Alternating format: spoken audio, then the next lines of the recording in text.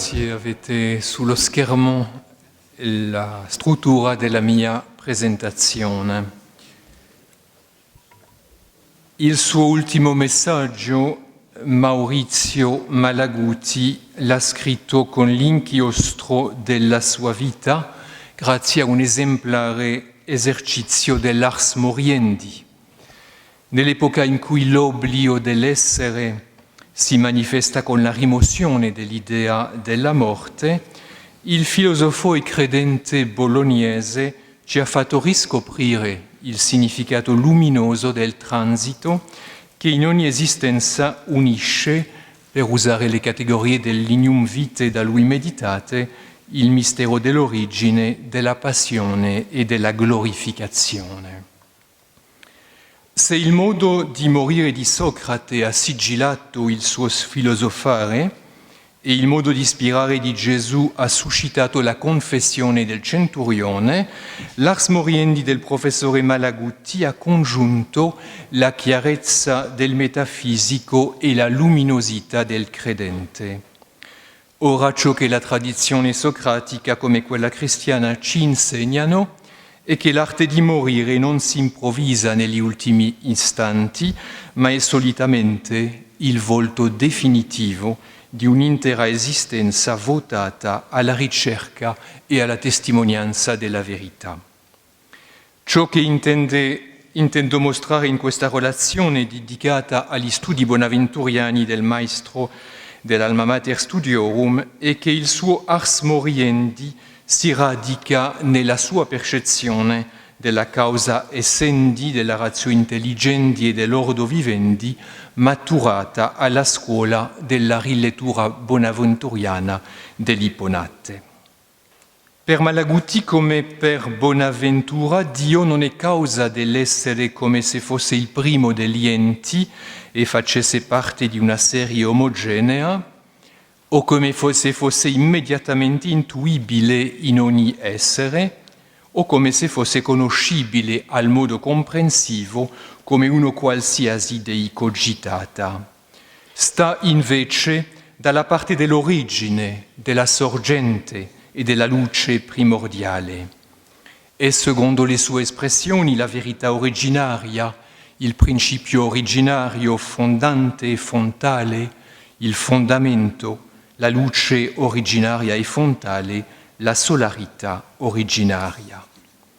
Come di tale, Dio è l'eterna e assoluta novità, la perfetta trasparenza, la somma bontà che si diffonde, la luce onnipervadente, la presenza originaria. Ed è pure la cosa finale che attrae tutto a sé. Essendo colui del quale non si può pensare niente di più grande e di migliore, l'absconditus è in sé il summe conoscibilis, in cui ogni creatura esiste, vive e pensa. Dio è sempre l'evidenza del manifestarsi originario e mai l'ovvietà delle apparenze mutevoli. È per l'uomo la luce inaccessibile, ma per eccesso, non per difetto. È colui che tutto avvolge, ma che a tutto sfugge, come la luce che fa tutto vedere, eccetto se stessa. È questo che fonda la metafisica della partecipazione, non per emanazione, ma come frutto di un dono gratuito e misericordioso. Senza questa apertura originaria, in lui riflessa, l'uomo non può, nell'orizzonte dell'ulteriorità, accedere alla propria interiorità, immagine di quella divina, e non può giungere alla dignità del pensare, in lumine tuo videbimus lumen. Ma colui che è Padre, Verbo e Spirito, proprio perché è perfetta e unica espressione e comunicazione di sé, è ugualmente silenzio. Il silenzio, in effetti, viene interrotto dalla molteplicità delle parole. Laddove invece c'è una sola parola pronunciata una volta per tutte, essa è anche abissale silenzio.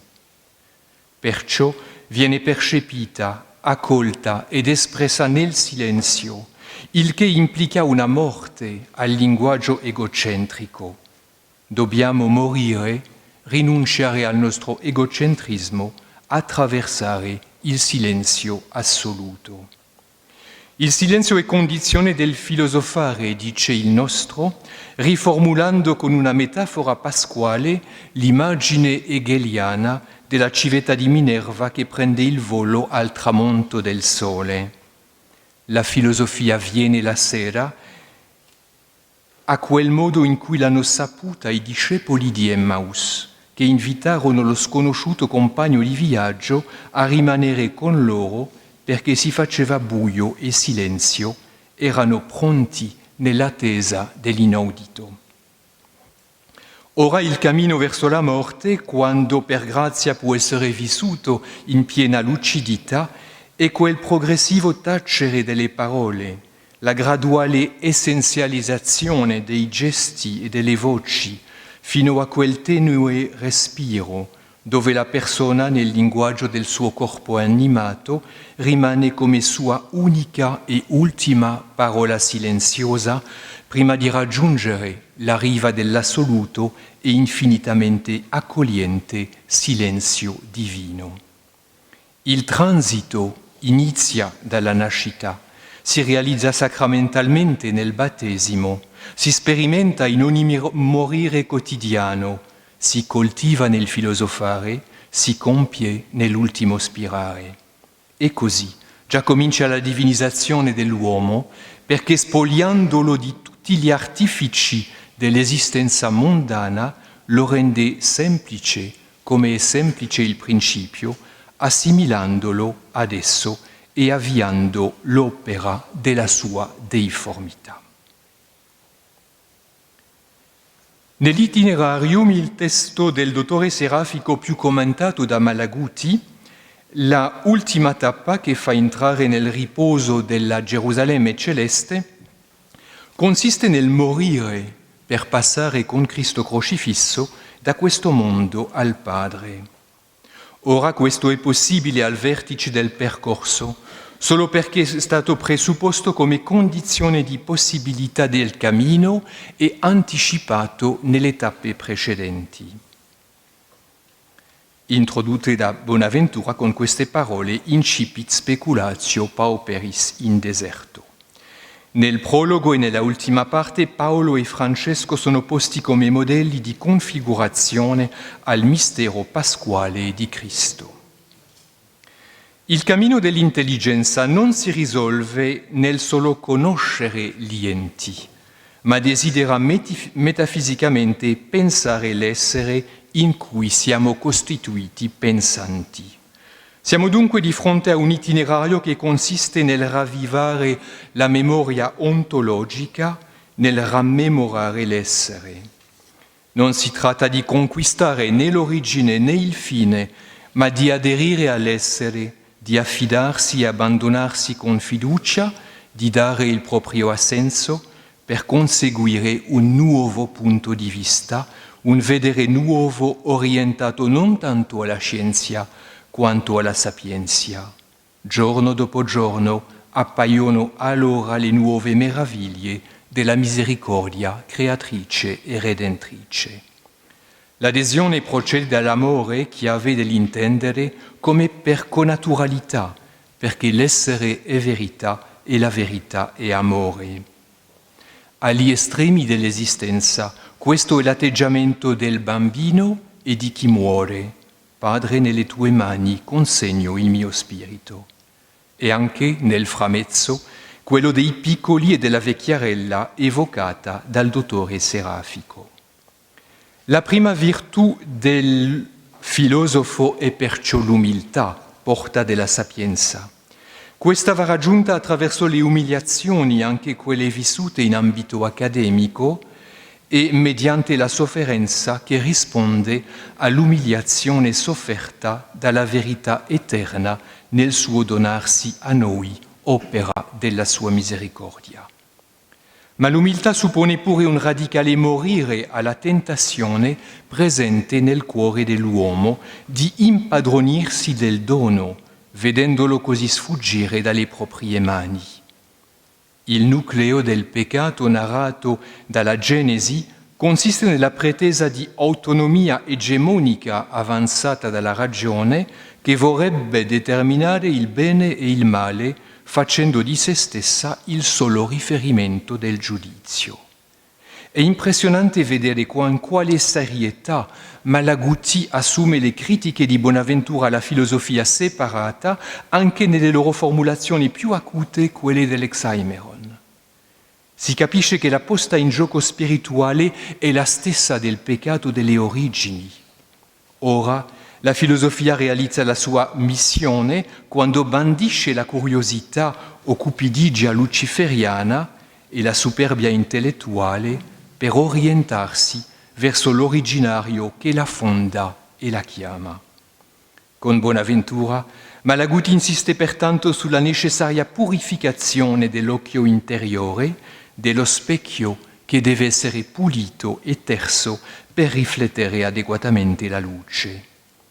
Questo suppone la morte del vecchio uomo e del suo modo di pensare. Non c'è purificazione del mondo senza purificazione dell'uomo, non c'è trasformazione profonda del pensare senza conversione e trasfigurazione del pensante stesso. Perciò dice il nostro, la parola chiave del pensiero filosofico è trasparenza.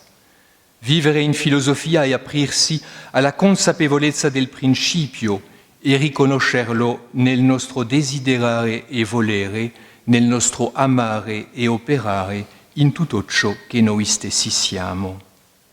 La trasparenza al principio originario suppone un'ascesi intellettuale esigente. L'intellectus ferito nel suo esercizio, ma sempre attratto al bene dalla sinderesi, da deluso Prometeo deve diventare fidelis, capace di perseverante ascolto, come il popolo pellegrino nel deserto verso la terra promessa della Gerusalemme celeste, dove non avrà più bisogno di altra luce che quella del Signore Dio. Non si tratta soltanto di volgersi all'intelligenza della fede, ma di trasformare la nostra stessa mente in intellectus fidelis.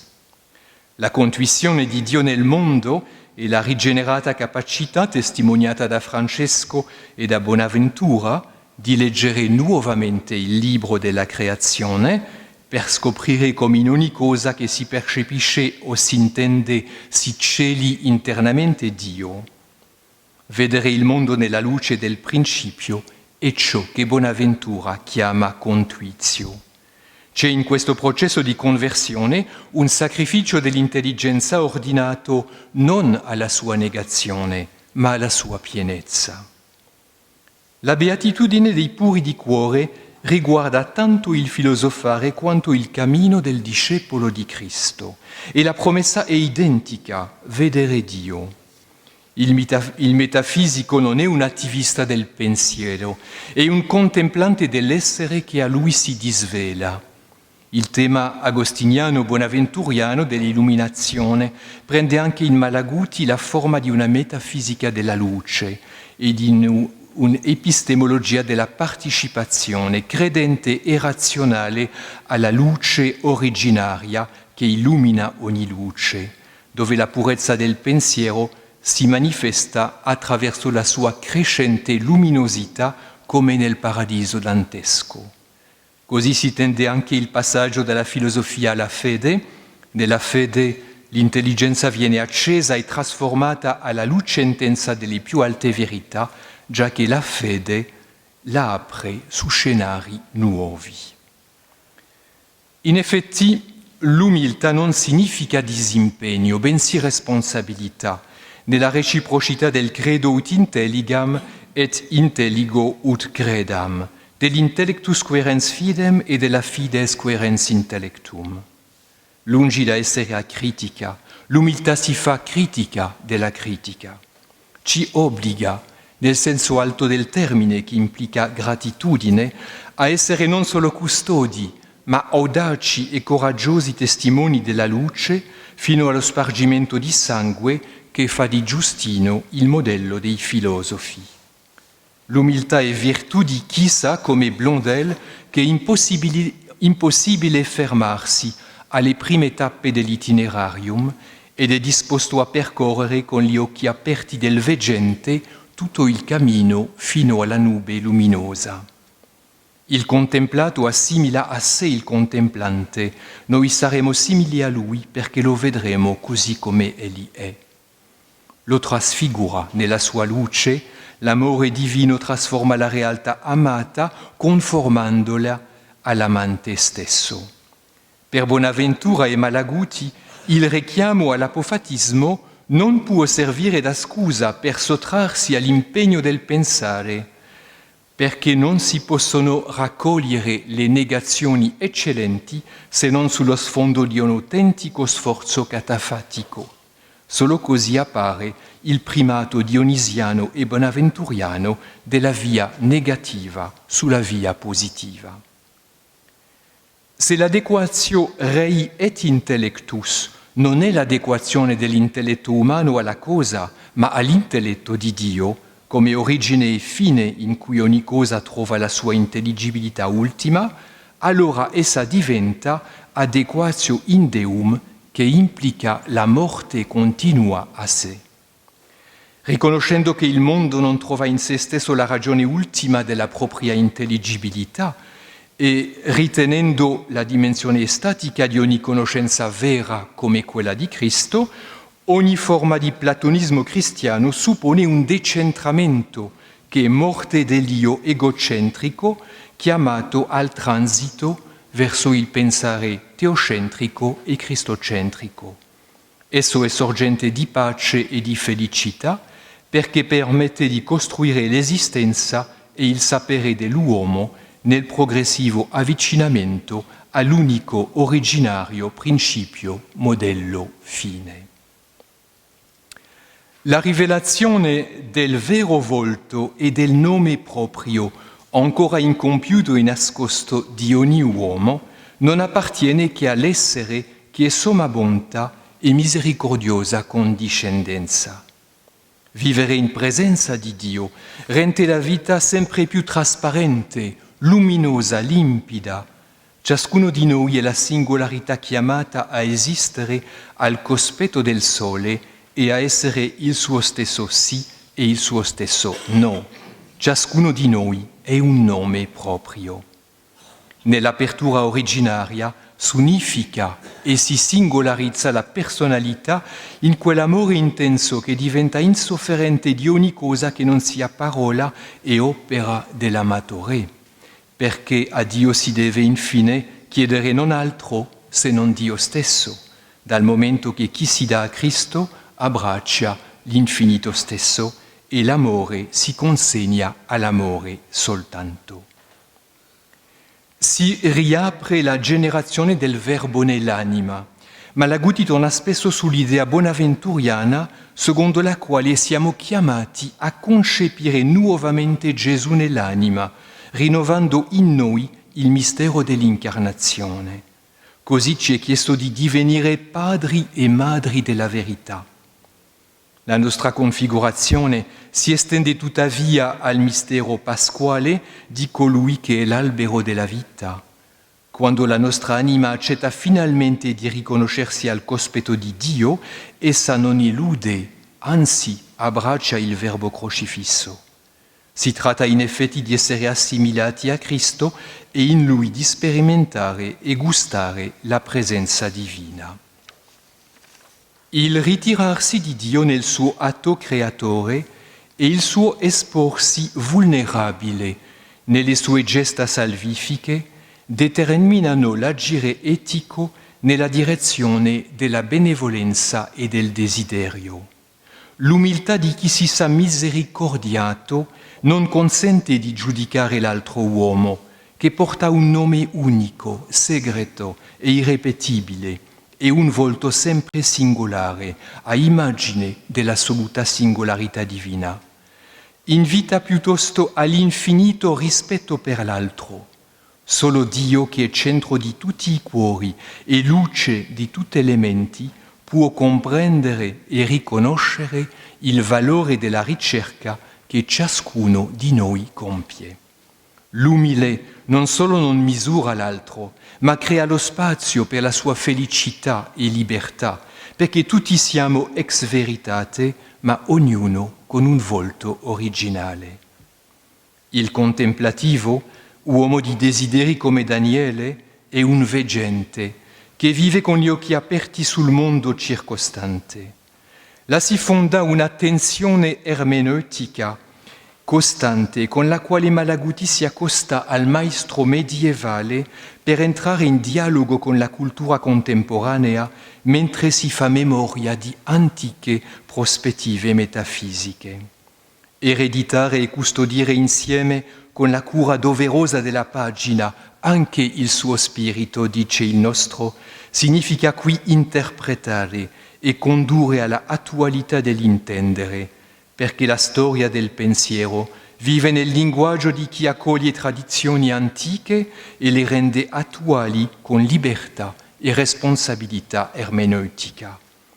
Malaguti assume e pensa l'oggi con l'autore antico, è il lavoro della generazione presente che deve trarre ispirazione presso gli antichi per rinnovarsi una volta ancora nell'entusiasmo della ricerca.